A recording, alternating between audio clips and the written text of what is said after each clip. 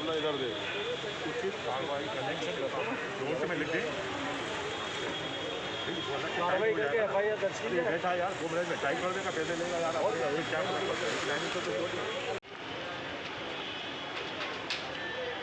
मेरा नाम अमित चावला है और मैंने अपनी वाइफ को 23 अप्रैल को मैंने पारस हॉस्पिटल में अपनी वाइफ को एडमिट कराया था क्योंकि उसको पोस्ट कोविड कॉम्प्लिकेशंस हो रहे थे क्योंकि उसको पोस्ट कोविड तो क्लियर हो गया था बट पोस्ट कॉम्प्लिकेशन की वजह से मैंने उसको वहाँ एडमिट कराया था जिससे कि उसको ट्रीटमेंट मिल सके और वो सही हो सके। तो उसकी जो मृत्यु हुई वो 27 अप्रैल को हुई है और कोविड कॉम्प्लिकेशन मैंने ये देख रहा हूँ कि उसमें अगर मैं आज की रिपोर्ट से चेक कर रहा हूँ जैसे कि जिसके हिसाब से तो उसमें सब नेगलेंसी हुई है कि उसकी ब्लड रिपोर्ट्स भी सिर्फ मात्र सीबीसी और 1-2 टेस्ट ही कराए गए। अदर जो कोविड कॉम्प्लिकेशंस के बाद के टेस्ट होने चाहिए थे वो बिल्कुल नहीं कराए गए जिससे कि हो सकता है उसकी लाइफ सेव हो सकती थी। उसकी वजह से शायद मुझे लगता है कि नेगलेंसी की वजह से उन्हें ऑक्सीजन लगी थी, ऑक्सीजन उनको लगी हुई थी, नॉर्मल ऑक्सीजन थी उनकी जो बाकी मैंने सिलेंडर भी उनका अरेंज करा दिया था। तो वो उनकी 27 अप्रैल की सुबह दोपहर में 12:30-1 बजे उनको हार्ट अटैक आ गया। मुझे इसमें नेगलेंसी लगती है कोई पूरी की पूरी जो टेस्ट रिपोर्ट्स मेरे पास आज भी रखी हुई हैं। जो मॉक ड्रिल वाली बात डॉक्टर अरिंजय जैन के वीडियो में कही जा रही है उसमें आपको क्या जानकारी है? मुझे इसके बारे में कल ही जानकारी लगी है जिसकी वजह से मेरे को लगा कि मैं इसके खिलाफ भी कुछ बोल सकूं, मैं कह सकूं इनके लिए कि आपने नेगलेंसी हर जगह पी के ऑक्सीजन की तो मेरे पिताजी के साथ में हुई जैसे आपके अशोक भाई ने बताया, ऐसे ही मेरे को लगता है मेरी मिसेज के लिए कहीं ना कहीं ट्रीटमेंट में नेगलेंसी हुई जिसकी वजह से उन्हें सिर्फ मात्र सीबीसी की रिपोर्ट है 1-2 रिपोर्ट की, अदर्स उनको DDMR वगैरह नहीं की। मौजूद थे जिस समय डेथ हुई है? हाँ मैं उस समय मौजूद था। तो हॉस्पिटल के अंदर कितने लोगों की उस समय डेथ हुई थी, कितनी डेथ बॉडी? मैं समझता हूँ कि जिस समय मैं ICU में था जब मेरे फादर थे या मेरी मिसेज थी तो ICU मेरे सामने देखते देखते ऑलमोस्ट पूरा खाली हो चुका था। रात को 26 अप्रैल को ऑलमोस्ट सब खाली हो चुका था और 27 को बिल्कुल 1-2 बेड ही भरे हुए थे, बाकी सब खाली हो चुके थे वहाँ से। ICU में कितने बेड हैं? ICU मेरे ख्याल से करीब 15 से 16 बेड हैं उनके यहाँ पे, नॉर्मल कोविड वाले, विदाउट कोविड पोस्ट कोविड जो नॉर्मल कोविड वाले में थे। क्यों खाली हुए? ये मुझे लगता है कि ऑक्सीजन की कमी की वजह से या तो सब लोग डेथ हो गई या सब लोग शिफ्टिंग हो गई, बट मुझे तो नहीं लगता शिफ्टिंग इतनी एक साथ में तो इमीडिएटली हो नहीं सकती। मुझे लगता है कि ये सब डेथ की वजह से सब एक्सपायर हो गए ऑक्सीजन की कमी की वजह से। तो ये डेथ किस दिन हुई है? ये सबसे ज़्यादा जो डेथ हुई है जो मैंने तो देखा वहाँ पे, एक तो फादर की मेरी 26 अप्रैल की नाइट में हुई और 27 को मेरी मिसेज की हुई। तो मैं जब देखा तो ICU पूरा खाली हो चुका था, जबकि पूरा तारीख को 26 अप्रैल नाइट में और 27 अप्रैल को, क्योंकि 2 दिन मेरे 2 पेशेंट एडमिट थे। कितने मरीज वहाँ रह गए थे? मैंने बताया ना कि ऑक्सीजन की वजह से ऑलमोस्ट एक करके ऐसे लग रहा था जैसे कि झड़ते चले जा रहे हैं सारे मरीज। मैं तो देखता जा रहा था सब रूम से खाली होते चले जा रहे थे, सब एक दूसरे से खाली हो रहे थे या डेथ हो रही थी? डेथ हो रही थी, खाली से मतलब डेथ हो रही थी। मेरे सामने कम से कम 5-6 मरीज तो मेरे सामने गए थे क्योंकि वो कह रहे थे भाई साहब हमें ऑक्सीजन दे दो, अपना सिलेंडर उठा के हमको दे दो।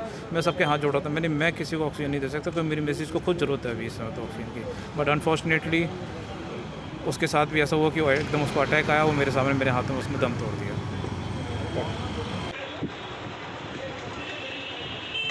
ये घटना 26 तारीख की है। 26 तारीख को मेरे पास डॉक्टर अरिंजय जैन साहब का फ़ोन आता है। वो मुझसे कहते हैं अशोक भाई हम आपके फादर को नहीं बचा पाएंगे। मैंने पूछा डॉक्टर साहब ये क्या कह रहे हो आप तो भगवान का रूप हो। तब इनका ये कहना था कि वो बात ठीक है लेकिन ऑक्सीजन की कमी है अशोक भाई, और ऑक्सीजन के बिना मैं आपके फादर को नहीं रख सकता। अगर आप अपने फादर को जीवित देखना चाहते हैं तो आप ऑक्सीजन की व्यवस्था करा दीजिए। तो मैंने पता करके सेंट पीटर से ऑक्सीजन मिल रही थी उस समय। तो मैं जब पहुंचा तो वहाँ पे DM साहब और SSP साहब मौजूद थे। DM साहब से मैंने अनुरोध किया। अनुरोध करने के बाद DM साहब ने मुझको जो है एक ऑक्सीजन के सिलेंडर जम्मू पैक मेरे को दिलवा दिया। तो वो सिलेंडर लेके और उसके अलावा 5 एक्स्ट्रा सिलेंडर जो कि पारस के लिए अलॉट हुए थे, पारस हॉस्पिटल के लिए अलॉट हुए थे, वहाँ से हम लोग 6 सिलेंडर लेके यहाँ पर पारस के स्टाफ के साथ मैं आ गया। जब मैं यहाँ आ गया, यहाँ मैंने सिलेंडर के 6 के 6 सिलेंडर इनके हाथ में दिए डॉक्टर साहब के।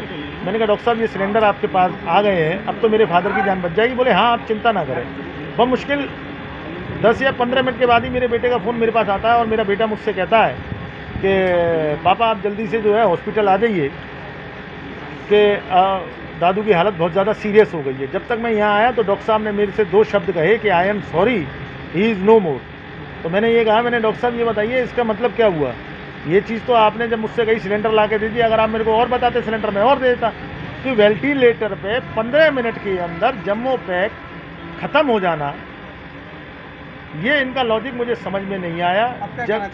जब ये वीडियो वायरल हुआ है, इस वीडियो को देखने के बाद इनकी डॉक्टर की पूरी लापरवाही और ये जिस दिन 26 तारीख को ये घटना हुई थी उसी 26 तारीख को शाम के समय में इसी आईसीयू के अंदर, जिसमें मेरे पिताजी भी एडमिट थे, 5-6 लोगों की डेड बॉडियां यहाँ से गई थी। पूरे हॉस्पिटल में अफरा तफरी का माहौल उस समय था। आज मैंने जिलाधिकारी महोदय से और एसएसपी आगरा महोदय से मिलके मैंने इस हॉस्पिटल के खिलाफ कार्रवाई की मांग करी है। कठोर से कठोर कार्रवाई की जाए। अगर मेरी जिला प्रशासन नहीं सुनता है तो इसके बाद फिर मैं हायर अथॉरिटी के पास जाने के लिए बाध्य रहूँगा।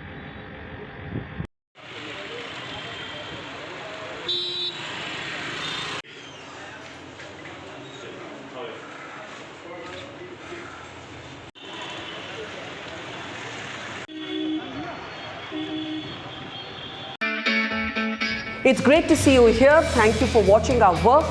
If you haven't subscribed yet, don't forget to click the bell icon and subscribe to Mojo Story and support independent, robust journalism.